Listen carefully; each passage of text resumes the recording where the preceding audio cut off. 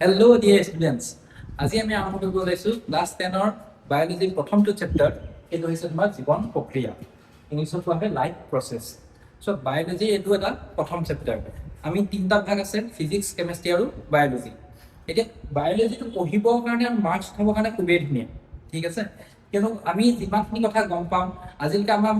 সকলোতকৈ জটিল যিটো অংগ হৈছে বা জটিল যিটো ছিষ্টেম থাকে, সেইটো হৈছে তোমাৰ মানুহৰ দেহটোৱে।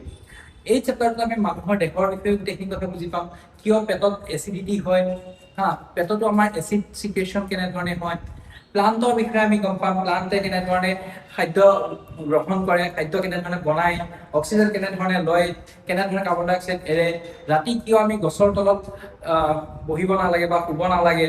কি কি এইবোৰ কাৰণ থাকে যিবোৰ মিথ হয় নে ৰিয়েলিটি হয়, এই সকলোবোৰ বস্তু আমি এই চেপ্টাৰটোত, জীৱন প্ৰক্ৰিয়া চেপ্টাৰটোত আমি পঢ়িবলৈ পাম। গতিকে ইয়াত তোমাৰ জীৱদেহৰ পৰিচালনা আৰু ৰক্ষণাবেক্ষণৰ মূল প্ৰক্ৰিয়াসমূহ আমি মূলতে পঢ়িম। এতিয়া জীৱন প্ৰক্ৰিয়াটো কি? ঠিক আছে, জীৱন প্ৰক্ৰিয়া হৈছে যিবোৰ প্ৰক্ৰিয়াৰ জৰিয়তে জীৱই দেহৰ পৰিচালনা আৰু ৰক্ষণাবেক্ষণ কৰি জীয়াই থাকে, তাকে জীৱন প্ৰক্ৰিয়া বুলি কোৱা হয়। মানে জীয়াই থাকিবলৈ যিটো প্ৰচেছ চলি থাকিব লাগে, যিবোৰ কাম এনি টাইম চলি থাকিব। আমি খাওঁ, যেনেকে খাওঁতে আমি কি হয়, আহাৰ মুখত ললো, পেটলৈ গ'ল, তাত গৈ হজম হ'ব। কিন্তু কেৱল খাদ্য লোৱাটোৱেইটো নহয়, খাদ্য খোৱাটোৱেইটো নহয়, খাদ্যটো কি কৰিব পাৰিব লাগিব, হজম কৰিব পাৰিব লাগিব, তাৰ পৰা শক্তি উৎপন্ন কৰিব পাৰিব লাগিব, শক্তি উৎপাদন হ'ব লাগিব। গতিকে সেই প্ৰচেছটো কি বুলি কোৱা হয়, তোমাৰ পৰিপুষ্টি বা নিউট্ৰিশ্যন। ঠিক তেনেধৰণে অক্সিজেন কেনেধৰণে গ্ৰহণ কৰা হৈছে বা শক্তি কেনেধৰণে উৎপাদন কৰা হৈছে, উৎপন্ন কৰা হৈছে, সেইটো কি হয় জানো, তোমাৰ ৰেস্পিৰেশ্যন। নৰ্মেলি আমি শ্বসন বুলি ক'লে কি বুজো, উশাহ নিশাহটো। আগৰ পৰা আমি তেনেধৰণে ভাবি আছিলো, কিন্তু সেইটো এটা মিথ হয়। ইয়াৰ আমি আৰু ডিটেইলছত পঢ়িম পিছলৈ। সংক্ষেপত আমাৰ জীৱৰ যিকেইটা মূল প্ৰক্ৰিয়া, সেইকেইটা হৈছে তোমাৰ পৰিপুষ্টি, নিউট্ৰিশ্যন, শ্বসন, ৰেস্পিৰেশ্যন, তাৰপিছত পৰিবহন। এতিয়া যে এই অক্সিজেন ললো, অক্সিজেন যে তোমাৰ বাহিৰলৈ এৰি দিম, বা গছে যেনে বাহিৰলৈ এৰিব, আমি যেনেকে ল'ম, লোৱাৰ পিছত যদি আমাৰ দেহত যদি অক্সিজেনটো চব পিনে বিয়পি পৰিব নালাগিব জানো? ঠিক তেনেধৰণে প্লান্টে যদি কিবা এটা বস্তু লৈছে, গোটেই প্লান্টৰ দেহত, গছজোপাত গোটেই সেইটো বিয়পি পৰিব নালাগিব জানো? খাদ্যখিনিয়ে হওক বা অক্সিজেনেই হওক, ঠিক আছে। গতিকে সেই তালৈ যদি বিয়পি পৰি যাব, সেইটোকে কি বুলি কোৱা হয়, পৰিবহন। মানে লোৱা খাদ্যখিনি যাতে শৰীৰৰ বিভিন্ন অংগলৈ গুচি যায়। ঠিক তেনেদৰে যিখিনি অপ্ৰয়োজনীয় পদাৰ্থ থাকিল, তাৰ যিটো নিষ্কাশন, মানে যিটো উলিয়াই দিয়া যাব, সেইটোকে কোৱা হয় তোমাৰ ৰেচন। আৰু এইকেইটা মূলতে, এই চাৰিটাই মূলতে তোমাৰ মূল জীৱন প্ৰক্ৰিয়া। তাৰপিছত তোমাৰ প্ৰজনন থাকে, যিটো সকলোৰে দ্বাৰা নহয়, কিন্তু তাক কোৱা হয় নতুন জীৱৰ সৃষ্টি বা প্ৰজাতিৰ ধাৰাবাহিকতাটো ৰক্ষা কৰাটো। ইয়াৰ বাদে এইবিলাক ব্যাপন থাকিব পাৰে, যিটোৰ বিষয়ে তোমালোকে ক্লাছ 9তো পঢ়িছিলা, যে বেছি ঘনত্বৰ পৰা কম ঘনত্বলৈ যেতিয়া বস্তু যায়, যেনেধৰণে লাঞ্জত আমাৰ কি থাকে, অক্সিজেন। অক্সিজেনটো গোটেই শৰীৰত যাব লাগিব নে নহয়, সেইটো কি প্ৰক্ৰিয়াৰ দ্বাৰা হ'ব, ঠিক আছে। গতিকে তাতো তোমাৰ কি হ'ব, সেইটোতো ব্যাপন হ'ব আৰু ট্ৰান্সপৰ্টেশ্যনো হ'ব, ঠিক আছে। গতিকে এইখিনি তোমাৰ কি হৈছে জীৱৰ মানে জীৱন মূল প্ৰক্ৰিয়া, ঠিক আছে। এতিয়া আমি এটা এটাকে সেই গোটেই মূল প্ৰক্ৰিয়াসমূহ পঢ়ি যাম, ঠিক আছে। প্ৰথম প্ৰক্ৰিয়াটো কি হৈছে, সেইটো হৈছে পৰিপুষ্টি বা নিউট্ৰিশ্যন, ইংলিছত কোৱা হয় নিউট্ৰিশ্যন। যেতিয়া আমি খাদ্য গ্ৰহণ কৰোঁ, তাৰ শক্তি উৎপাদনৰ কাৰণে ব্যৱহাৰ কৰা হয়। কেৱল খাদ্য গ্ৰহণ কৰাটোৱে নিউট্ৰিশ্যন নহয়। তুমি ভাত ললা, খাই দিলা, সেইটো তোমাৰ নিউট্ৰিশ্যন নহয়। কিন্তু সেই যিখিনি খাদ্য তুমি খাইছা, তাৰ পৰা কি পাব লাগিব, তুমি শক্তি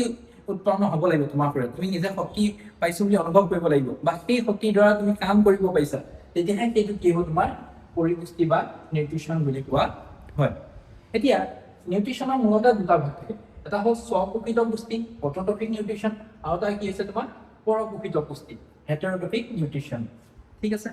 এতিয়া স্বপোষিত পুষ্টি, অট'ট্ৰফিক নিউট্ৰিশ্যন কি হয়, যেতিয়া নিজৰ খাদ্য নিজে প্ৰস্তুত কৰিব পাৰে, তাকে কি বুলি কোৱা হয়, স্বপোষিত পুষ্টি। তেতিয়াহ'লে আমাৰ ঘৰত যে মাহঁতে ভাত বনাই, নিজৰ খাদ্য নিজে প্ৰস্তুত কৰে, সেইটো স্বপোষিত পুষ্টি হ'ব নেকি? নহয়। স্বপোষিত পুষ্টিৰ কাৰণে কি হ'ব জানানে, যিবোৰ কাৰ্বন ডাই অক্সাইড ব্যৱহাৰ কৰিব, অজৈৱিক পদাৰ্থ কিছুমান ব্যৱহাৰ কৰিব। ইয়াৰ বিষয়ে আমি আৰু ডিটেইলছত বস্তুখিনি চাম, ঠিক আছে।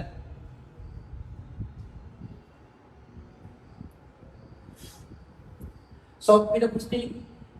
বাবে কি লাগিব জীৱই বাহিৰা পৰিৱেশৰ পৰা কেঁচা সামগ্ৰী আহৰণ কৰি নিজৰ খাদ্য নিজে প্ৰস্তুত কৰি ল'ব তাৰ কাৰণে অজৈৱিক পদাৰ্থ লাগিব কি মই কৈছিলোঁ অজৈৱিক পদাৰ্থ যেনে কাৰ্বন ডাই অক্সাইড পানী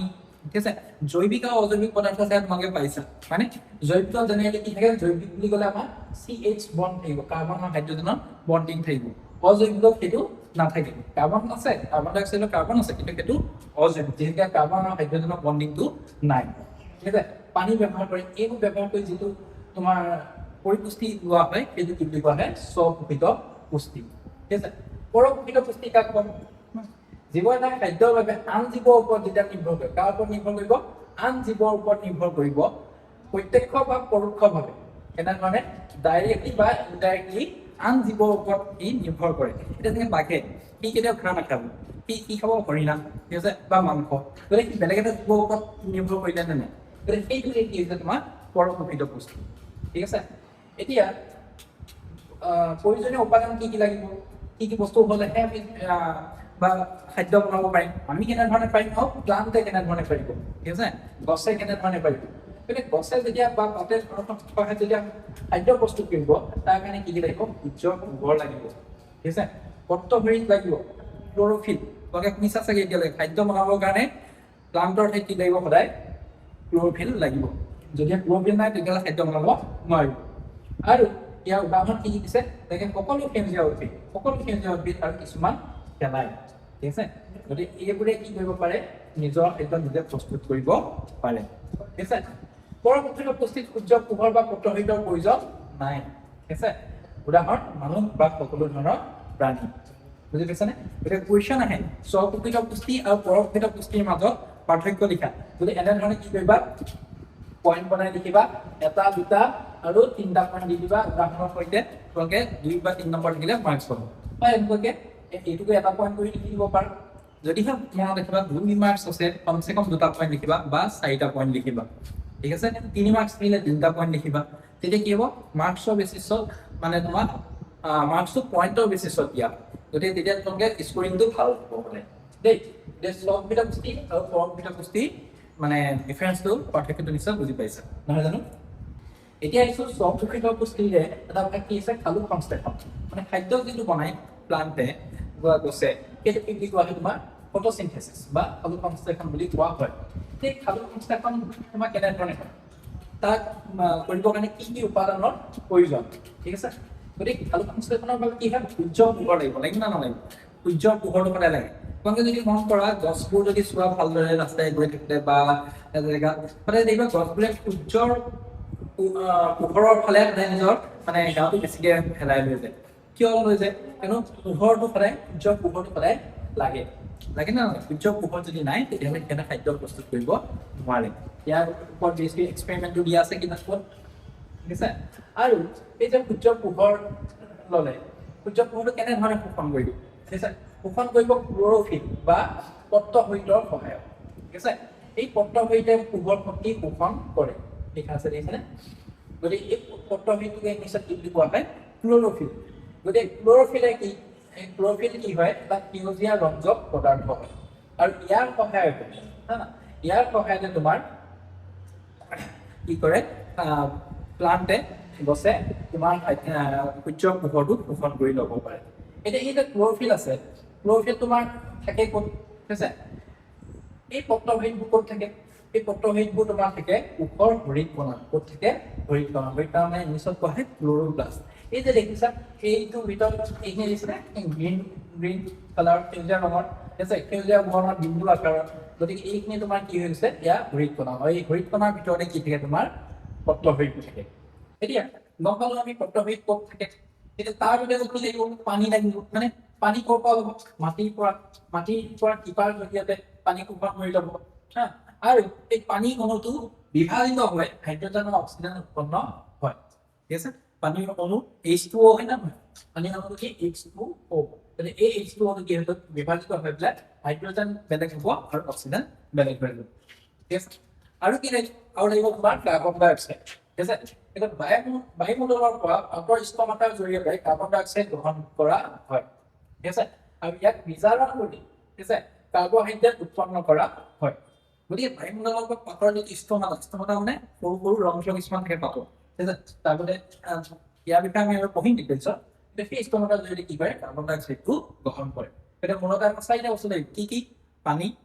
মাটিৰ পৰা ল'ম, কাৰ্বন ডাই অক্সাইড বায়ুৰ পৰা ল'ম, সূৰ্যৰ পোহৰ সূৰ্যৰ পৰা ল'ম, আৰু কি লাগিব, সূৰ্যৰ পোহৰত কোনে শোষণ কৰিব, ক্ল'ৰ'ফিলে। গতিকে এই ক্ল'ৰ'ফিলটো আমি পাম, ঠিক আছে।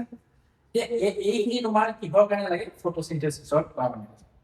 তাৰ বাদে যিখিনি প্লান্টৰ বাকী বস্তু এমিনো এচিড হওক, ক্ল'ৰ'ফিল হওক, বা তাৰ বস্তুখিনি গ্ৰ' কৰিব কাৰণে, প্লান্টটো গ্ৰ' কৰিবৰ কাৰণে কিছুমান বস্তু লাগে, যেনে নাইট্ৰজেন, ফছফৰাছ, আইৰণ, মেংগানিজ, এইবোৰ ক'ৰ পৰা, মাটিৰ পৰা পোৱা যায়। আৰু ইয়াৰে যিটো নাইট্ৰজেন মৌলবিদ থাকে, নাইট্ৰজেন মৌলবিদ প্ৰটিন আৰু কিছু যৌগ সংশ্লেষণৰ বাবে অতি প্ৰয়োজন। প্ৰটিন বনাবৰ কাৰণে লাগে আৰু যৌগ সংশ্লেষণৰ বাবে প্ৰয়োজন। ইয়াক অজৈব নাইট্ৰেট আৰু নাইট্ৰেট হিচাপে আহৰণ কৰি লোৱা হয়। মানে নাইট্ৰেট আৰু নাইট্ৰেট হিচাপে NO3 মাইনাছ আৰু NO2 মাইনাছ, ঠিক আছে। গতিকে নাইট্ৰেট আৰু নাইট্ৰেটৰ হিচাপত ইহঁতে কি কৰা হয়, তোমাৰ আহৰণ কৰি লোৱা হয়। আৰু কিছুমান নাইট্ৰজেন তোমাৰ বায়ুমণ্ডলৰ পৰাও লোৱা হয়। গতিকে এইখিনি বস্তু প্লান্টত লাগি থাকে, মানে গছৰ এইখিনি বস্তু লাগি থাকে। এই প্ৰথম চাৰিটা নহ'লে খাদ্যৰ বাবে লাগে, বাকীখিনি তাৰ বিকাশৰ বাবে লাগে। গতিকে এইখিনি হৈছে আমাৰ যিখিনি উপাদান প্ৰয়োজন হয়। এতিয়া আমি আহিছো খাদ্য সংশ্লেষণৰ সমীকৰণলৈ, ঠিক আছে। এই সমীকৰণটো কি আৰু ইয়াৰ প্ৰক্ৰিয়াটো, ঠিক আছে। গতিকে ইয়াত চোৱা কি আছে, কাৰ্বন ডাই অক্সাইডৰ 6টা মলিকুল লোৱা হৈছে, পানী কেইটা মলিকুল লোৱা হৈছে, 12টা, ঠিক আছে। আৰু তাৰ পৰা কি কৰিছে, এইটো গ্লুকোজ, এইটো আমাৰ কি গ্লুকোজ, ঠিক আছে। আৰু ইয়াত কি লাগিব, এইখিনি বনাবৰ কাৰণে তোমাক লাগিব লাইট লাগিব, লাইট নহ'লে নহ'ব, ঠিক আছে। আৰু লাইটটো শোষণ কেনেধৰণে কৰিব, ক্ল'ৰ'ফিলৰ সহায়ত, কিহৰ সহায়ত, ক্ল'ৰ'ফিল। গতিকে ক্ল'ৰ'ফিল আৰু লাইট যে আমাক লাগিব, ঠিক আছে। আৰু এই বস্তুটো আমি কি কওঁ, গ্লুকোজ। গতিকে কাৰ্বন ডাই অক্সাইড আৰু ৱাটাৰ মিলি পেলাই কি বনি গ'ল, তোমাৰ গ্লুকোজ আৰু অক্সিজেন আৰু ৱাটাৰ, ঠিক আছে। গতিকে এই সমীকৰণটো মনত ৰাখিবা, এইটো আহিবই আহিব, ঠিক আছে। ইয়াক এবাৰ প্ৰেক্টিছ কৰিবা, দুবাৰ প্ৰেক্টিছ কৰিবা, যাতে কমপ্লিটলি এইটো মনত ৰৈ যায়, ঠিক আছে। 6CO2 প্লাছ 12H2O, গতিকে কি বনিব, C6H12O6, হয়নে। গতিকে এইটো কিহৰ পৰা, গ্লুকোজ হ'ব, ঠিক আছে। তাৰপৰা কি বনিব, ৱাটাৰ বনিব আৰু অক্সিজেন বনিব। এইটো অক্সিজেন বনালে প্লান্টে, ঠিক আছে, গছে, সেইটোৱে তেওঁলোকে যে ৰিলিজ কৰিব, তাকে আমি উশাহত লওঁ, মানে, ঠিক আছে। ইয়াত কি হৈছে, তোমাৰ পোহৰ শক্তিক পত্ৰহিতৰ দ্বাৰা শোষণ কৰিব, পোহৰ শক্তিক ৰাসায়নিক শক্তিলৈ পৰিৱৰ্তন কৰা হয়, পানী অণু হাইড্ৰজেন আৰু অক্সিজেনলৈ পৃথকীকৰণ কৰা হয়। এই যে পানী অণুটো আছে, ইয়াক কি কয়, অক্সিজেন আৰু হাইড্ৰজেনলৈ পৃথকীকৰণ কৰা হয়। আৰু কাৰ্বন ডাই অক্সাইডৰ বিজাৰণৰ দ্বাৰা কাৰ্বহাইড্ৰেট উৎপন্ন কৰা হ'ব। গতিকে ইয়াৰ ৰিডাকশ্যন হ'ব, বিজাৰণ কৰা হ'ব, ৰিডাকশ্যন কৰা হ'ব। গতিকে কাৰ্বন ডাই অক্সাইডৰ পৰা কি বনি যাব, C6H12O6, ঠিক আছে। গতিকে এইটো বিজাৰণৰ দ্বাৰা এইটো বনি গ'ল গ্লুকোজ, আৰু পানীৰ অণুটোকো ভাঙি পেলাই তোমাৰ গ্লুকোজ বনোৱাত বা কাৰ্বহাইড্ৰেট বনোৱাত সহায় কৰা হৈছে। গতিকে এই সমীকৰণটো খুবেই ইম্পৰ্টেণ্ট, পৰীক্ষাত আহেই আহে, ঠিক আছে, মনত ৰাখি ল'ব, ঠিক আছে। এতিয়া এই খাদ্য সংশ্লেষণৰ গুৰুত্ব কি, ঠিক আছে। উদ্ভিদে গ্লুকোজ খাদ্য উৎপন্ন কৰে, ঠিক আছে। আৰু বায়ুমণ্ডলত কিহৰ যোগান ধৰে, অক্সিজেনৰ যোগান ধৰে। আৰু ইয়াৰ পৰা খাদ্য শৃংখলৰ কি হয়, আৰম্ভণি হৈ যায়, ঠিক আছে। প্লান্টক তোমাৰ ধৰি লোৱা ছাগলীয়ে খালে, ছাগলীৰ পৰা আকৌ তোমাৰ ছাগলীক তোমাৰ শিয়ালে খালে বা বাঘে খালে, ঠিক আছে। তেনেধৰণে এটা খাদ্য শৃংখল বা এটা চেইন, ফুড চেইন কি হৈ যায়, তোমাৰ আৰম্ভ হৈ যায়। গতিকে এইটো হৈছে তোমাৰ খাদ্য সংশ্লেষণৰ কি হৈছে গুৰুত্ব। এতিয়া এই যে জটিল খাদ্যবোৰ হ'ল, যিটো আমি খাদ্য খালো, সেইটো কোৱা হয় তোমাৰ জটিল খাদ্য। সেই তাকটো হজম কৰিব পাৰিব লাগিব, ঠিক আছে, প্লান্টেই হওক বা এনিমেলেই হওক, ঠিক আছে। এই জটিল খাদ্যবোৰক ইংলিছত কোৱা হয় কমপ্লেক্স ফুড। ইয়াত সৰল অৱস্থালৈ, এইটো অৱস্থা, ঠিক আছে, সৰল অৱস্থালৈ পৰিৱৰ্তন কৰিবলৈ কিছুমান উৎসেচকৰ প্ৰয়োজন হয়, ঠিক আছে, কিছুমান এনজাইমৰ প্ৰয়োজন হয়, ঠিক আছে, যিয়ে অনুঘটকৰ দৰে কাম কৰে। কিহৰ দৰে কাম কৰে, অনুঘটকৰ দৰে, কেটালিষ্ট, ঠিক আছে। আৰু সেইবোৰকে তোমাক কোৱা হয় বায়ো কেটালিষ্ট। কি বুলি কোৱা হয়, বায়ো কেটালিষ্ট। ইহঁত হয় কি, ঠিক আছে, ইহঁতে কি কৰে, জীৱ দেহত উপস্থিত হৈ ৰাসায়নিক বিক্ৰিয়াৰ গতি বৃদ্ধি কৰে, ঠিক আছে। আৰু ই নিজে বিক্ৰিয়াত শেষ হৈ নাযায়, কিন্তু বিক্ৰিয়াত দ্ৰুতভাৱে সংঘটিত কৰাত সহায় কৰে, ঠিক আছে। গতিকে ইহঁতে কি কৰিছে, ৰাসায়নিক বিক্ৰিয়া যিখিনি আমাৰ চলি আছে হজম ধৰি লোৱা চলি আছে সেই প্ৰচেছটো আমি কি দিব ফাষ্ট কৰি দিব গতিকে তেনেকুৱা আপোনালোক পঢ়ে বায়'কেমিষ্ট আৰু তাৰ উদাহৰণ কি দিছে উদাহৰণ দিছে তোমাৰ এনজাইম ঠিক আছে গতিকে এনজাইম হৈছে জীৱদেহত উৎপন্ন হোৱা বিশেষ ধৰণৰ জৈৱ অনুঘটক ঠিক আছে বিশেষ ধৰণৰ জৈৱ অনুঘটক চ' এনজাইম কি কৰে ই গোটেই জীৱন প্ৰক্ৰিয়াত জৈৱিক বিক্ৰিয়াটো কি কৰে দ্ৰুত কৰি দিয়ে ঠিক আছে আৰু যেনে এমাইলেজে কি কৰে তোমাৰ ষ্টাৰ্চবোৰক ভাঙে ঠিক আছে মুখৰ যিটো আমাৰ লালতি ঠিক আছে আমাৰ লালতি গ্ৰন্থ আছে মুখত আৰু লালতি গ্ৰন্থৰ তোমাৰ কি থাকে যিটো এনজাইম ৰিলিজ হয় সেইটো কোৱা হয় এমাইলেজ আৰু সেই এমাইলেজে কি কৰে তোমাৰ জটিল কাৰ্বহাইড্ৰেটযুক্ত সৰল শৰ্কৰালৈ ৰূপান্তৰিত কৰে গতিকে কাৰ্বহাইড্ৰেট আছে তাক কি কৰি কনভাৰ্ট দিব চুগাৰলৈ ঠিক আছে আৰু ঠিক তেনেধৰণে আৰু এটা এনজাইমৰ নাম কি কৈছে পেপচিন দিয়ে কিহক ভাঙে প্ৰটিনক ভাঙে ঠিক আছে প্ৰটিন ভাঙিলে আৰু এই এনজাইমটো উৎপন্ন হয় পাকস্থলী ইয়াৰ বিষয়ে আমি ডিটেইলছত আৰু পিছলৈ পঢ়িম ঠিক আছে যেতিয়া আমি মানুহৰ ডাইজেশ্যন প্ৰচেছৰ বিষয়ে আমি গোটেইখিনি ভালদৰে পঢ়িম তেতিয়া ইয়াৰ বিষয়ে আৰু সবিশেষ পাম এতিয়া আলোক সংশ্লেষণৰ পত্ৰৰন্ধৰ ষ্টমাটাৰ ভূমি আমি অলপমান ষ্টমাটাৰ কথা পাইছিলোঁ ঠিক আছে এতিয়া ষ্টমাটাৰ নহয় কি এই পাতৰ পৰিমাণ থকা সৰু সৰু ৰন্ধ্ৰসমূহক ষ্টমাটা বুলি কোৱা হয় ঠিক আছে বা পত্ৰৰন্ধ বুলি কোৱা হয় পাতত তোমাৰ কি হয় সৰু সৰু ফুটা থাকে ঠিক আছে এইবোৰ তোমাৰ কি হৈছে পত্ৰৰন্ধ দেখিছানে এইবোৰ কি হৈছে পত্ৰৰন্ধ গতিকে আলোক সংশ্লেষণৰ বাবে প্ৰয়োজনীয় কাৰ্বন ডাই অক্সাইড এই পত্ৰৰন্ধৰ জৰিয়তে পত্ৰত প্ৰৱেশ কৰে আৰু উৎপন্ন হোৱা অক্সিজেন পত্ৰৰন্ধৰ জৰিয়তে বাহিৰলৈ ওলাই যায় গতিকে এইটো কেনেকৈ হয় চোৱা এই দুটা আছে তোমাৰ গাৰ্ড চেল কি আছে তোমাৰ গাৰ্ড চেল আৰু এই আছে তোমাৰ ক্ল'ৰ'প্লাষ্ট অলপ আগতে মই দেখিছিলোঁ ক্ল'ৰ'প্লাষ্ট ঠিক আছে হৰিতকণা আৰু হৰিতকণা তোমাৰ ইয়াতে কি থাকে ক্ল'ৰ'ফিল ঠিক আছে আৰু এই যে গাৰ্ড চেল দুটা আছে ইহঁতে কি কয় কাষৰ যিবোৰ চেল আছে চেলবোৰক পানী লয় বা কোষবোৰক পানী লয় পানী যোৱাৰ লগে ইহঁতে কি হ'ব ফুলি যাব আৰু যেতিয়া ফুলি যাব পত্ৰৰন্ধটো কি হ'ব খোল খাই যাব আৰু যেতিয়া খোল খাই যাব তেতিয়া কি কৰিব পাৰিব কাৰ্বন ডাই অক্সাইডটো ইয়াত প্ৰৱেশ কৰিব পাৰিব কিন্তু খাদ্য খোৱাৰ কাৰণে কি লাগিব কাৰ্বন ডাই অক্সাইডটো লাগিব গতিকে সেইটো ইয়াত কি কৰিব প্ৰৱেশ কৰিব পাৰিব আৰু যেতিয়া ইয়াৰ পৰা পানীটো ওলাই যাব পানীটো যেতিয়া ওলাই যাব তেতিয়া তোমাৰ ই কি হ'ব সংকুচিত হৈ যাব আৰু তেতিয়া এই পত্ৰৰন্ধটো কি হয় বন্ধ হৈ যায় ঠিক আছে এতিয়া এইটো যদি ছবি মন কৰিছা তেতিয়া এইটো চোৱা সংকুচিত হৈ আছে মানে বন্ধ হৈ আছে আৰু ইয়াত পানী লৈ কি খোল খাই গৈছে তাৰমানে ইয়াৰ ভিতৰত কি হ'ব এতিয়া গেছ ওলোৱা সোমোৱা কৰিব পাৰিব কাৰ্বন ডাই অক্সাইড সোমাইছে অক্সিজেন ওলাইছে ঠিক আছে গতিকে এইখিনি হৈছে তোমাৰ পত্ৰৰন্ধৰ কাম পত্ৰৰন্ধৰ ওপৰতো কুৱেশ্যন আহে this is also' one of the important topic so' এতিয়া আমি এটা কাৰ্যকলাপ চাওঁ যে কাৰ্বন ডাই অক্সাইড আলোক সংশ্লেষণৰ বাবে প্ৰয়োজনীয় হয় নে নহয় প্ৰয়োজনীয় হয় নে নহয় ইয়াত এটা তুমি কাহানী নিচিনাকৈ চোৱা বস্তুটো হয় কি ঠিক আছে যে এজোপা তুমি প্লাণ্ট বা হেৰি ল'লা উদ্ভিদ ল'লা এতিয়া উদ্ভিদটো লৈ পেলাই নিজৰ পুলিটো লৈ পেলাই বিক্ৰী কৰিলা তাক কিডনেপ কৰি কিনে এটা ৰুমত ভৰাই থৈ দিলা 2-3 দিন ৰাখি দিলা এন্ধাৰ ৰুমত কেনেকুৱা দেখিলা 2-3 দিন তুমি এন্ধাৰত ৰাখি দিলা তাৰ পৰা ষ্টাৰ্চবোৰ কি হৈ যায় নাইকিয়া হৈ যায় তাতে যিখিনি জমা খাদ্য হৈ আছিলে সেইখিনি নাইকিয়া হৈ যায় এতিয়া উদ্ভিদটো কি কৰিলো আমি দুটা মাছৰ বেল চাপ আমি ৰাখিলো ঠিক আছে দুটা বেল ল'লো আমি দুটা পুলি ল'লো দুটা বেল চাপ দিছে ৰাখি দিলো এতিয়া তাত আমি অলপ নিমখ ল'লো যিটো KOH কি কোৱা হয় সল্ট KOH ইয়াত KOH ৰাখি দিলো ঠিক আছে পটাছিয়াম হাইড্ৰক্সাইড ঠিক আছে এই যে পটাছিয়াম হাইড্ৰক্সাইড ৰাখি দিলো KOH ঠিক আছে ইয়াৰ কামটো কি ইয়াৰ কামটো হৈছে ই যিখিনি কাৰ্বন ডাই অক্সাইড আছে সেইখিনি শোষণ কৰি ল'ব ঠিক আছে কাৰ্বন ডাই অক্সাইড যদি শোষণ কৰি ল'ব ইয়াত কিন্তু আমি কোনো তেনেকুৱা সল্ট থকা প্লেট ৰাখা নাই গতিকে ইয়াত তোমাৰ কাৰ্বন ডাই অক্সাইড আছে এতিয়া কোৱাচোন কোনটোৰ ভিতৰত খাদ্য বনিব ঠিক আছে কোনজোপা গছত বা কোনজোপা পুলিত আকৌ খাদ্য বনিব ঠিক আছে কোনটোত বনিব এক্সেক্টলি তো তোমাৰ KOH নাই তাত কি হ'ব খাদ্য বনিব মানে বিশুদ্ধ খাদ্য বনিব কিয় কিন্তু খাদ্য বনাবৰ কাৰণে আমাক কি লাগে কাৰ্বন ডাই অক্সাইড লাগে নে নালাগে গতিকে কাৰ্বন ডাই অক্সাইড যদি শোষণ কৰি লয় তেতিয়া আৰু খাদ্য বনাব পাৰিবনে নোৱাৰিব গতিকে সেইকাৰণে ইয়াত তোমাৰ এইটো এক্সপেৰিমেণ্টৰ হিচাপত লিখা আছে ঠিক আছে যে বেঞ্জাৰ দেখা হ'ল দুটা ব্যৱহাৰ সূৰ্যৰ ওপৰত কেইঘণ্টামান ৰখা যায় কিন্তু বহুত লাগিব খাদ্য বনাব নালাগে নে নালাগে গতিকে আৰু কি কৰিলোঁ পটাছিয়াম হাইড্ৰক্সাইড ৰাখি দিয়া গ'ল ঠিক আছে গতিকে যিয়ে তোমাৰ কাৰ্বন ডাই অক্সাইড শোষণ কৰি ল'ব সেইকাৰণে কাৰ্বন ডাই অক্সাইড তাত নাথাকিব ঠিক আছে আৰু সেই পাত্ৰত কি হ'ব ষ্টাৰ সৃষ্টি নহয় ঠিক আছে গতিকে এইখিনি তোমাৰ কি বুলি কয় এই এক্সপেৰিমেণ্টটোৰ ৰিজাল্ট ঠিক আছে গতিকে আমি কি পালো ইন্ধানতে কি পালো কাৰ্বন ডাই অক্সাইড সালোক সংশ্লেষণৰ বাবে অপৰিহাৰ্য ঠিক আছে আৰু কাৰ্বন ডাই অক্সাইড নাথাকিলে উদ্ভিদে সালোক সংশ্লেষণ কৰি খাদ্য মানে ষ্টৰ্চ প্ৰস্তুত কৰিব নোৱাৰে গতিকে এই কাৰ্যকলাপটো বহুতে এই কাৰ্যকলাপটো নপঢ়ায় এইকাৰণে দেখিছো যাতে এইবোৰ আজিকালি পৰীক্ষাত সোধা হৈছে কুৱেশ্যনৰ পেটাৰ্ণ অলপ চেঞ্জ হৈছে আগতে তোমাৰ ডাইৰেক্টলি দি দিয়ে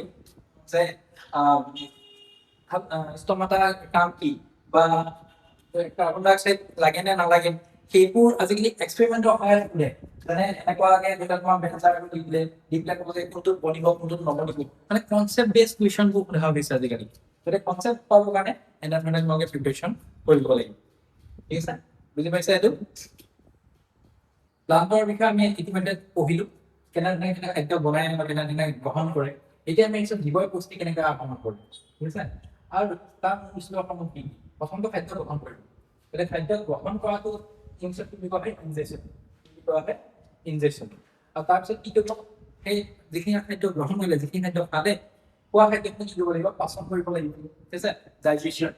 তাৰপিছত তাক এবজৰ্ব কৰিব লাগিব শৰীৰত বেলেগ বেলেগ অংশত যাব লাগিব ঠিক আছে আৰু কি হ'ব তোমাৰ যিখিনি নালাগে সেইখিনি উলিয়াই দিব লাগিব ৰেচন ঠিক আছে গতিকে এইখিনি যেতিয়া হ'ব একোটি জীৱই কেনেধৰণে খাদ্য গ্ৰহণ কৰে আৰু বহুকোটি জীৱই কেনেধৰণে গ্ৰহণ কৰে তাৰ মাজত পাৰ্থক্য আছে ঠিক আছে গতিকে একোটি জীৱই নিজৰ পৰিপুষ্টিটো কেনেকৈ আহৰণ কৰে সেইটো আমি আৰম্ভ কৰিম গতিকে যেনে তোমাৰ এমিবাৰ নাম শুনিছা নিশ্চয় ঠিক আছে এমিবাৰ চেটটো চোৱা এমিবাৰ এটা কোষ কেন্দ্ৰ আছে এটা খাদ্য বস্তু আছে ঠিক আছে গতিকে সিহঁতে কি কৰিছে সিহঁতে নিজৰ কিছুমান ছিউডোপডিয়া বুলি কোৱা হয় ইনটা পোষণ দিছে না কুটপাত মানে এই কুটপাতৰ সহায়ত সিহঁতে কি কৰে খাদ্য বস্তুটো ঘেৰি লয় আৰু যেতিয়া খাদ্য বস্তু ঘেৰি লয় তেতিয়া খাদ্যটো পানীৰ মাজত ভৰাই লয় যেতিয়া মাজত ভৰাই ল'লে তেতিয়া তাত এনজাইমে কি কৰিব খাদ্যটো তোমাৰ পাচন কৰিব ঠিক আছে আৰু তাৰপিছত সেই খাদ্য সিহঁতে পোকে শোষণ কৰি লয় আৰু যিখিনি অপাচিত অংশ আছে সেইখিনি বাহিৰলৈ তোমাক উলিয়াই দিয়া হয় এইখিনি মন কৰিবা এমিবা এটা সিংগল সেল অৰ্গানিজম এককোষী জীৱ এই এককোষী জীৱৰ ইয়াৰ কোনো পাৰ্টিকুলাৰ শেপ নাই ইয়াৰ কোনো নিৰ্দিষ্ট আকাৰ নাই ইয়াক তুমি যেনেকৈ আঁকি দিয়া তেতিয়া তোমাৰ কি হৈ যাব এমিবা হৈ যাব ঠিক আছে এমিবা কিন্তু ইমান টেনশ্যন ল'বলগীয়া নাই যে কেনেকৈ আঁকিম কি কৰিম পৰীক্ষাত পতাপত খালি এনেধৰণে আঁকি দিলে প্ৰথমটো এনেকৈ আঁকিম দ্বিতীয়টো মই এটা খাদ্য দেখাই দিলোঁ যে খাদ্যটোৰ কাৰণে এইটো তোমাৰ কি কৰিছিলোঁ মানে চিলোপডিয়া আমি দেখাই দিছিলোঁ ফুটপাথ বুলি কোৱা হয় গতিকে তাৰপিছত মাজতে এতিয়া আহি গ'ল খাদ্যটো মাজত আহি গ'ল নেক্সট ষ্টেপত তেনেধৰণে নৰ্মেলি তোমাৰ দেখালে হৈ যাব এইখিনি এমিবা এমিবা বুজি পালা আৰু এটা ছিংগল চেল আছে যিটো কোৱা হয় তোমাৰ পেৰামিচিয়াম যিটো কি বুলি কোৱা হয় পেৰামিচিয়াম আৰু সেই পেৰামিচিয়ামৰ কিন্তু নিৰ্দিষ্ট আকাৰ আছে ঠিক আছে আকাৰটো কেনেকুৱা তোমাৰ চেণ্টেলৰ নিচিনা ঠিক আছে পেৰামিচিয়ামৰ চাইজটো একদম তোমাৰ চেণ্টেলৰ পাতৰ দৰে হৈ আছে এতিয়া পেৰামিচিয়ামৰ তোমাৰ কি হয় এবিধ এককোষী জীৱ ঠিক আছে ইহঁতৰ মুখৰ নিৰ্দিষ্ট আকৃতি আছে ঠিক আছে এমিবাৰ নিজৰ আকৃতি নাই কিন্তু পেৰামিচিয়ামৰ নিজৰ আকৃতি আছে আৰু খাদ্য বস্তু কোষটোৰ নিৰ্দিষ্ট অংশতে সংগঠিত হয় ঠিক আছে গতিকে ফুড নেটৱৰ্কত কি হ'ব তাৰ খাদ্যটো সংগঠিত হ'ব দেখা পোৱা নাগৰি থকা চিলিয়াৰ চলনৰ সহায়ত খাদ্য বস্তু এই নিৰ্দিষ্ট অংশলৈ কঢ়িয়াই নিয়া হয় এই চিলিয়া শব্দটো মন দিবা চিলিয়া ঠিক আছে এইবোৰ যে ইংলিছ আছে এইবোৰ তোমাৰ কি আছে এইবোৰ কোৱা হয় চিলিয়া ঠিক আছে চিলিয়া গতিকে চিলিয়াৰ সহায়ত এনে কি কৰে খাদ্য গ্ৰহণ কৰে গতিকে এইটো কি হ'ল তোমাৰ এককোষী জীৱ কেনেধৰণে পৰিপুষ্টি আহৰণ কৰে আৰু ইয়াৰ পিছত আমি পঢ়িম বহুকোষী জীৱ অৰ্থাৎ মানুহৰ ক্ষেত্ৰত কেনেধৰণে আমি খাদ্য আহৰণ কৰোঁ আৰু সেইখিনিৰ ওপৰত আমি ডিটেইলছত এতিয়া আমি আহিছোঁ মানুহৰ পৰিপুষ্টিলৈ ঠিক আছে নিউট্ৰিশ্যন ইন হিউমেন বিংছ এতিয়া ইয়াৰো কি হ'ব মূলতঃ চাৰিটা প্ৰক্ৰিয়া থাকিব এটা কি খাদ্য গ্ৰহণ ছেকেণ্ড পাচনত আমি কি কৰিম জটিল খাদ্যক সৰল খাদ্যলৈ আমি ৰূপান্তৰিত কৰিম ঠিক আছে ছেকেণ্ড থাৰ্ড শোষণ পাচিত খাদ্য তেজত মিহলি হোৱা যিটো এবজৰ্পশ্যন বুলি কোৱা হয় আৰু ৰেচন অপ্ৰয়োজনীয় যিখিনি খাদ্য থাকিল বা যিখিনি বস্তু পদাৰ্থ থাকিল তাক নিষ্কাশন কৰক বাহিৰলৈ উলিয়াই দিয়ক ঠিক আছে এইকেইটা মুখ্য পৰ্যায় এতিয়া পাচন তন্ত্ৰৰ অংগসমূহৰ কি কি ঠিক আছে অংগসমূহ হৈছে প্ৰথম মুখ এতিয়া যদি কোৱা হয় যে পাচন প্ৰক্ৰিয়াটো ক'ৰ পৰা আৰম্ভণি হয় তেতিয়াহ'লে আমি কি ক'ম যে মুখৰ পৰাই ই আৰম্ভণি হয় ঠিক আছে মাউথ কেভিটিৰ পৰা মুখ গহ্বৰৰ এতিয়া যেতিয়া আমি খাদ্য ল'লোঁ খাদ্য এইডাল ৰাজনলীৰ সহায়ত কি হ'ব তললৈ নামি যাব ঠিক আছে ইছ'ফেগাছ বুলি কোৱা হয় ইয়াক ঠিক আছে গৈ ক'ত পাব ষ্টমাক পাকস্থলী পাব পাকস্থলী ষ্টমাক তাৰ পৰা খাদ্যখিনি কি হ'ব তাৰ পৰা খাদ্যখিনি যাব তোমাৰ এই স্মল ইন্টেষ্টাইন হ'ব দেখানে এডাল কি লিখা আছে উদ্যান স্মল ইন্টেষ্টাইন এইবোৰ যে আছে এইবোৰ কোৱা হয় স্মল ইন্টেষ্টাইন ঠিক আছে আৰু তাৰ পৰা কি ক'লে যাব বৃহদান্ত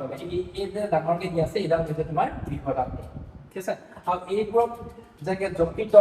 আৰু অগ্নাশয় আদিৰো কিছু ভূমিকা থাকিব ঠিক আছে আৰু শেষত যিখিনি মল দিয়া হ'ব সেইটো ইজেকশ্যন প্ৰক্ৰিয়াৰ ফলত হৈ যাব গতিকে এইখিনি আছে তোমাৰ পাচন তন্ত্ৰৰ মূল অংগসমূহ ঠিক আছে এতিয়া ইয়াক আমি এটা এটাকৈ মানে ডিটেইলছত আমি পঢ়ি যাম চোৱা মুখত পাচন ডাইজেশ্যন ইন মাউথ ইয়াত কি হ'ব আমাৰ শৰীৰৰ ভিতৰত বা মুখৰ ভিতৰত তোমাৰ লালতি গ্ৰন্থি থাকে ঠিক আছে কি থাকে তোমাৰ লালতি গ্ৰন্থি যিয়ে লালতি বা চেলাইভা ক্ষৰণ কৰে আৰু তাত কি থাকে এটা তোমাৰ এমাইলেজ নামৰ এবিধ এনজাইম থাকে ঠিক আছে এইটো আমাৰ লালতি গ্ৰন্থি এতিয়া লালতি গ্ৰন্থি ইয়াত নামবোৰ অলপ বেলেগ ধৰণে দি আছে অলপ বেছি ডিটেইলছত দি আছে আমি লালতি গ্ৰন্থি বুলি জানিলেই হৈ যাব এই লালতি গ্ৰন্থিৰ সহায়ত আমাৰ কি হ'ব এমাইলেজ চিক্ৰেট হ'ব আৰু এমাইলেজে কি কৰিব যিটো আমাৰ শ্বেতসাৰ আছিলে তাক সৰল শ্ৰেণীলৈ ৰূপান্তৰিত কৰিব এমাইলেজে ষ্টাৰ্চত কি দিব সৰল শ্ৰেণীলৈ ৰূপান্তৰিত কৰি দিব ঠিক আছে আৰু যেতিয়া আমি মুখত কি কৰিম এটাতো লালতি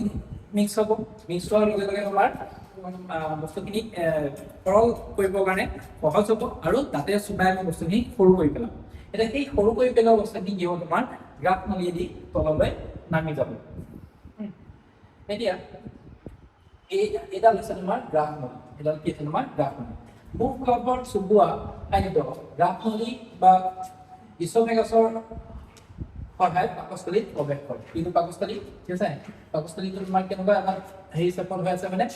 ৰাজমাহ দেখিছা ৰাজমাহ নিচিনা চেপত হৈ আছে নে এতিয়া গতিকে এইটো তোমাৰ কি হৈছে তোমাৰ গ্ৰাফ নলীৰ সহায়ত আহি পাকস্থলী পালে ঠিক আছে পাকস্থলীত পাচন নলী এটা ডাঙৰ আৰু পেশীযুক্ত অংশ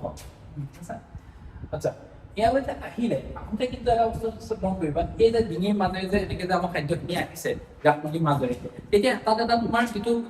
মানে যি ধৰণে লৰচৰ হৈ আহিছে সেইটো কোৱা হয় পেৰিষ্টেলটিক মুভমেণ্ট কি বুলি কোৱা হয় পেৰিষ্টেলটিক মুভমেণ্ট সেইটো মনত ৰাখিবা ইয়াৰ বিষয়ে কেতিয়াবা সোধে পেৰিষ্টেলটিক মুভমেণ্ট ঠিক আছে পেৰিষ্টেলটিক মুভমেণ্ট এই যে মানে সংকোচন হ'ল আকৌ প্ৰসাৰণ হ'ল বা এনেধৰণে যেনেধৰণে কি আহিছে সেই মুভমেণ্টটো কোৱা হয় পেৰিষ্টেলটিক মুভমেণ্ট তেনেধৰণে গ্ৰাফ নলীয়েদি আহি কি ক'ত প্ৰৱেশ কৰিলেহি পাকস্থলীত প্ৰৱেশ কৰিলে ঠিক আছে পাকস্থলীৰ গঠন আৰু কাৰ্য খাদ্য পাকস্থলীত প্ৰৱেশ কৰাৰ লগে লগে পাকস্থলীত প্ৰসাৰণ ঘটে যেতিয়া খাদ্য আহিব পাকস্থলীটো কি হ'ব এনেকৈ বহলি যাব ঠিক আছে আৰু পাকস্থলীত পেশীযুক্ত বেৰসমূহে সংকোচন আৰু প্ৰসাৰণ কৰি খাদ্যত ভালদৰে মিহলাই যায় সংকোচন আৰু প্ৰসাৰণ কৰি খাদ্য কি কৰিব ভালদৰে মিহলাই দিব ঠিক আছে আৰু ইয়াৰ ফলত খাদ্য পাচক ৰসৰ সৈতে মিহলি হয় পাচন প্ৰক্ৰিয়া আৰম্ভ হয় ঠিক আছে ইয়াৰ ফলত কি হয় খাদ্য পাচক ৰসৰ সৈতে মিহলি হৈ যায় আৰু পাচন প্ৰক্ৰিয়াটো আমাৰ কি হৈ যায় আৰম্ভ হৈ যায় ঠিক আছে এতিয়া এই যে পাকস্থলী আমাৰ আছে তাত তোমাৰ পাকগ্ৰন্থি থাকে যেনেকৈ আমাৰ মুখত চেলাইভাৰী গ্লাণ্ড থাকে ইয়াত থাকে তোমাৰ গেষ্ট্ৰিক গ্লাণ্ড আছে কি গ্লাণ্ড আছে গেষ্ট্ৰিক গ্লাণ্ড ঠিক আছে পাকগ্ৰন্থি আৰু ইয়াৰ কাম হৈছে মূলতে হাইড্ৰক্লৰিক এচিড ৰিলিজ কৰা ঠিক আছে হাইড্ৰক্লৰিক এচিড আৰু পেপচিন আৰু শ্লেষ্মা মিউকাছ কি হয় এতিয়া ঠিক আছে এই চব হাইড্ৰক্লৰিক এচিড মানে কেমিষ্ট্ৰি লেভেলত যদি গৈছা বা কেমিষ্ট্ৰি যদি পঢ়িছা তাত পোৱা যায় এচিড বুলি ক'লে আমি সাধাৰণতে ভয় খাওঁ হয় নে নহয় যদি হাইড্ৰক্লৰিক এচিড তোমাক কনচেনট্ৰেটেড হাইড্ৰক্লৰিক এচিড এটা যদি তোমাক পৰিলে হাতৰ ইপিনে ওলাই যাব ঠিক আছে ইমানেই মানে ডেঞ্জাৰাছ হয় তেতিয়া এই বস্তুটো যদি আমাৰ পেটত ৰাখি থ'ব পাৰিছোঁ তেতিয়াহ'লে নিজে আমি কিমান শক্তিশালী ভাবিছোঁ গতিকে হাইড্ৰক্লৰিক এচিড আমাৰ পেটত আছে ঠিক আছে গতিকে হাইড্ৰক্লৰিক এচিডৰ তোমাৰ কি হৈছে কিহৰ কাৰণে লাগে হাইড্ৰক্লৰিক এচিডে আম্লিক মাধ্যম সৃষ্টি কৰে মানে মিডিয়ামটো কি কৰি পেলাই এচিডিক কৰি পেলাই পেটৰ ভিতৰখিনি ঠিক আছে পাকস্থলীৰ ভিতৰত আৰু পেপচিনক সক্ৰিয় কৰি দিয়ে এইটো পেপচিন আহিব তাক কি কৰিব সক্ৰিয় কৰিব এক্টিভেট বা এক্টিভ কৰাই দিব আৰু যি জীৱাণু আছে জীৱাণুবোৰ কি কৰিব ধ্বংস কৰি দিব ঠিক আছে গতিকে আম্লিক মাধ্যম সৃষ্টি কৰাৰ তাৰ মূল কাম এতিয়া যদিহে হাইড্ৰক্লৰিক এচিড আহিছে ঠিক আছে তেতিয়া আমি পেটত অসুবিধা কিয় অনুভৱ কৰা নাই কিয়নো ই হাইড্ৰক্লৰিক এচিডটো ডেঞ্জাৰাছ হয় অসুবিধা এই কাৰণে কৰা নাই কিয়নো তাক প্ৰটেক্ট কৰিবৰ কাৰণেও কি দি থৈছে শ্লেষ্মা ইয়াৰ ক্ষতিকাৰকৰ প্ৰভাৱৰ পৰা পাকস্থলীৰ ভিতৰত বেৰখনক সুৰক্ষা দি পিনে শ্লেষ্মা ঠিক আছে গতিকে এই মিউকাছে কি কৰে তোমাৰ পেটৰ যিখিনি অংশত আমাৰ মিডিয়ামটো এচিডিক লাগে এইখিনি অংশতহে এচিডটো থাকিব দিয়ে, বাকী অংশই পাছ হ'ব নিদিয়ে। ঠিক আছে, এতিয়া শ্লেষ্মাই প্ৰটেকশ্যন দিয়ে আমাৰ শৰীৰক। ঠিক আছে, আৰু কি থাকিল, আৰু তাত পাকঘৰত কি দিছিলে, পেপচিন। পেপচিন এবিধ প্ৰটিন বিশ্লেষী উৎসেচক। ঠিক আছে, ই প্ৰটিনক সৰল পদাৰ্থলৈ থাকিবলৈ আৰম্ভ কৰে। এতিয়া যে আমি যে নিউট্ৰিশ্যন বুলি পঢ়ি আছো, নিউট্ৰিশ্যনত কি লওঁ আমি, নিউট্ৰিয়েণ্টছত আমি মূলতে কি লওঁ, carbohydrate, fates, protein, vitamin, minerals, হয় নে নহয়? গতিকে কি যে তাৰ ভিতৰত যিটো প্ৰটিন কিহৰ পৰা পাব, ঠিক আছে, মাংস, দালি, ঠিক আছে, কণী,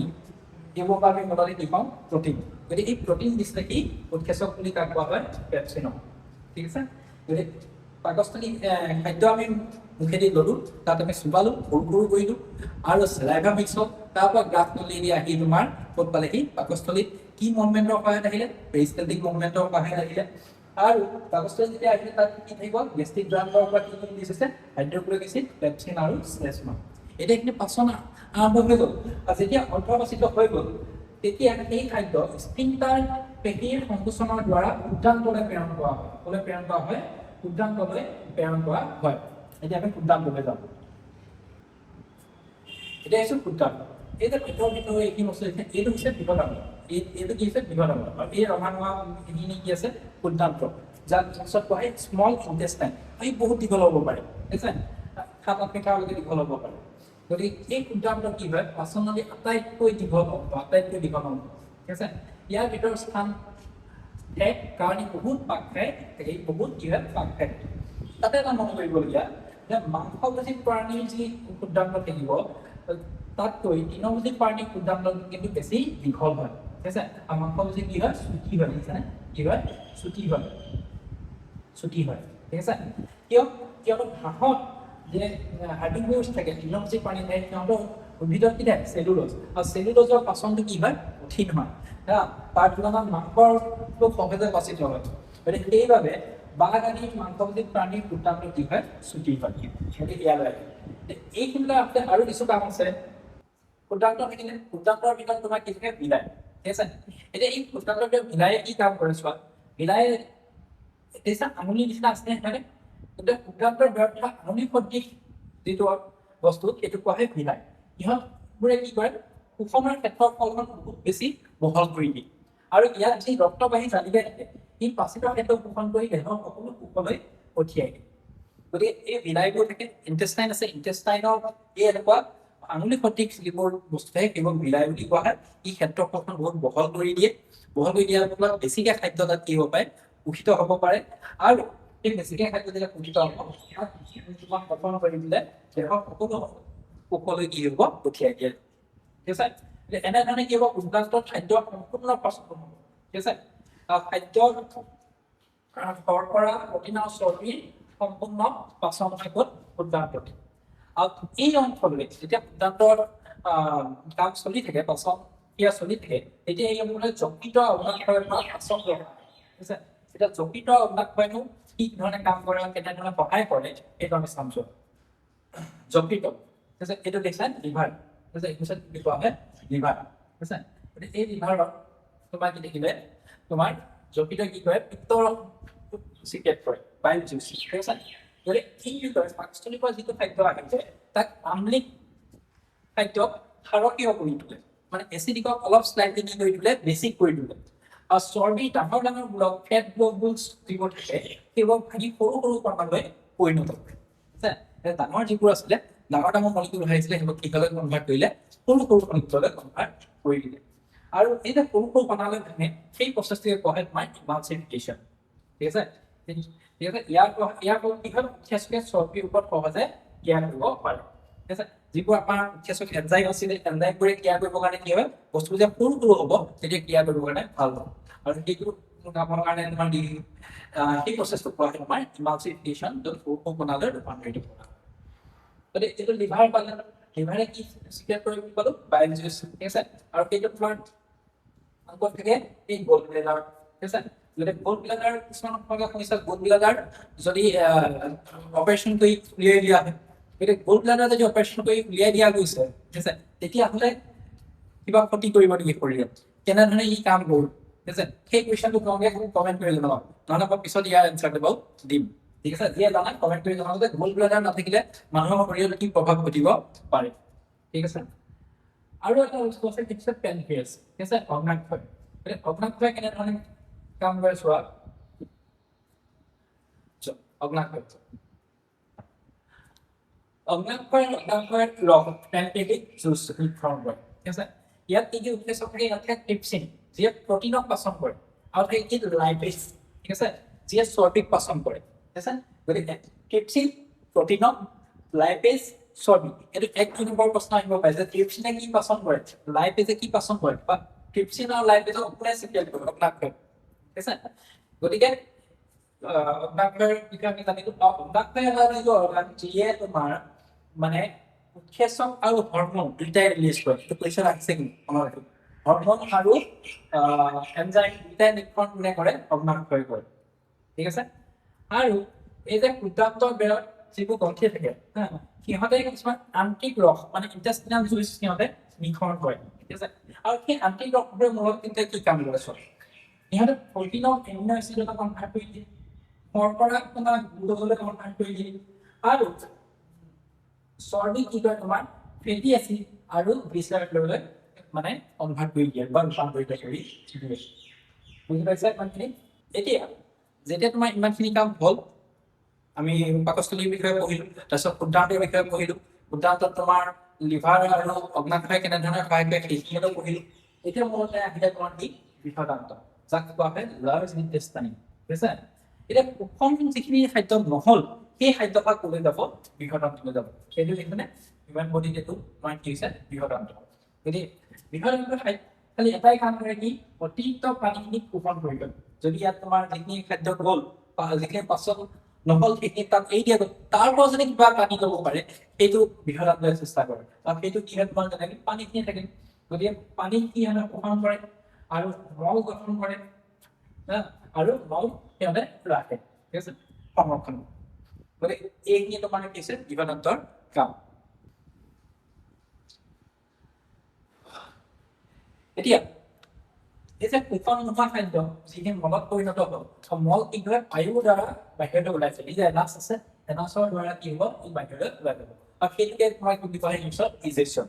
ঠিক আছে। আৰু এই ইজেকশ্যনটোৰ কাৰণে কি হয় স্ফিংটাৰ পেশী, স্ফিংটাৰ মাচলৰ সহায়ত এই প্ৰক্ৰিয়াটো নিয়ন্ত্ৰণ কৰা যায়, প্ৰয়োজন অনুসৰি বায়ুৰ মুখ খোলা আৰু বন্ধ কৰা কাম কৰা হয় এই স্ফিংটাৰ পেশীৰ সহায়ত, বুজি পালা। এই গোটেইখিনি আমি ইতিমধ্যে পঢ়িলো, কি পঢ়িলো আমাৰ খাদ্য সোমাল, ঠিক আছে, খাদ্য সোমাত ইয়াত তোমাৰ চেলাইভাৰী গ্ল্যান্ড বা কি আহিলে তোমাৰ চেলাইভাৰী গ্ল্যান্ড আহিলে, আহি তোমাৰ ইয়াত ইছ'ফেগাছৰ সহায়ত তোমাৰ ওলাই আহিলে ষ্টমাকলৈ আহিলে, ষ্টমাকত কি মিডিয়াম থাকিব এইটো এচিডিক মিডিয়াম থাকিব, ঠিক আছে। আৰু তাৰ পৰা বস্তুখিনি ওলাই আহিব তোমাৰ এনেধৰণে খাদ্যখিনি পাচিত হৈ ওলাই আহিব তোমাৰ এই স্মল ইণ্টেষ্টাইনলৈ আহিব, ঠিক আছে। আৰু ইয়াতে তোমাৰ কি হ'ব এই লিভাৰেও তোমাৰ চিক্ৰেট কৰিব আৰু অগ্নাশয়ও চিক্ৰেট কৰিব, ইয়াতে মানে এনজাইম চিক্ৰেট কৰিব, যাতে পাচিত প্ৰক্ৰিয়াটো বহুত ধুনীয়াকৈ হৈ যায়, ভালদৰে হৈ যায়, ঠিক আছে। আৰু যিখিনি খাদ্য পাচিত হ'ল তাত ইয়াত কি থাকে ভিনাই থাকে, আৰু সেই ভিনাইবোৰে কি কৰে খাদ্যটো এবজৰ্ব কৰি পেলাই শৰীৰৰ বেলেগ কোষবোৰলৈ পঠিয়াই দিয়ে, আৰু যিখিনি পাচিত নহ'ল সেই খাদ্যবোৰক কোনে পঠিয়ালে বৃহদান্তলৈ পঠিয়ালে, আৰু বৃহদান্তই সেই মল গঠন কৰিলে আৰু এইখিনি এনাছৰ সহায়ত কি কৰিলে উলিয়াই দিলে, বুজি পালা। গতিকে এইটোৱে আমাৰ হিউমেন ডাইজেষ্টিভ চিষ্টেম গোটেইটো। এইটো বিষয়ে ছবি কেতিয়াবা পৰীক্ষাত দিব পাৰে, পৰীক্ষা দিব পাৰে, ঠিক আছে, আঁকিব দিছে ইভেন, গতিকে সেইকাৰণে এবাৰ ছবিটো প্ৰেক্টিছ কৰি ল'বা যাতে কোন বস্তুবোৰ তোমালোকে লিখিব পাৰা, আৰু ইয়াৰ পৰা আমি কিছু কুৱেশ্যনো নেক্সট ক্লাছত আমি ডিছকাছ কৰিম দেই। এতিয়া আমি আহিছো ডেণ্টেল কেৰিজ, ঠিক আছে। দাঁতৰ এনামেল আৰু ডেণ্টেল অংশত এৰিয়া ক্ষয় হোৱাকে দন্তক্ষয় বুলি কোৱা হয়, মানে এই যে ওপৰ চাইনিং লেয়াৰটো আছে, ওপৰ চাইনিং লেয়াৰটো কোৱা হয় এনামেল, আৰু তাৰ ভিতৰৰ যিটো লেয়াৰ থাকে সেইটো কোৱা হয় ডেণ্টাইল। এতিয়া যেতিয়া তোমাৰ এই চাইনিং লেয়াৰটো ভাঙি যায় বা বেয়া হৈ যায় তেতিয়াহ'লে তোমাৰ কি হয় ডেণ্টাইল অংশটো ওলাই, ঠিক আছে। এতিয়া ইয়াত সেইটো যেতিয়া লাহে লাহে কি হয় তোমাৰ ক্ষয় হ'ব ধৰে, কি ক'ম দন্তক্ষয়। এতিয়া দন্তক্ষয়ৰ কাৰণ কি, দাঁতত লাগি থকা খাদ্যৰ শ্ৰেণীৰ ওপৰত বেক্টেৰিয়াই দিয়া বেক্টেৰিয়াই অম্ল